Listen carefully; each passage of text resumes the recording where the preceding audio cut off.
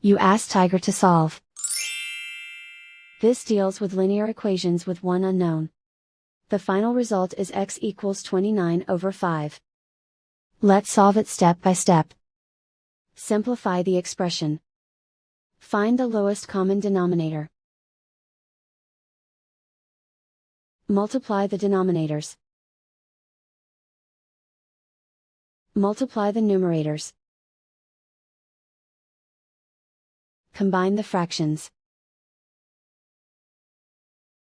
Combine the numerators. Group all constants on the right side of the equation. Subtract 1 from both sides. Simplify the arithmetic. Convert the integer into a fraction. Combine the fractions. Combine the numerators. Isolate the x.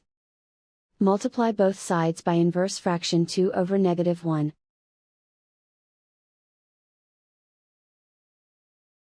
Group like terms. Multiply the coefficients.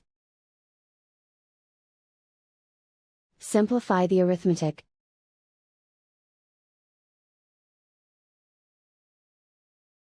Multiply the fractions.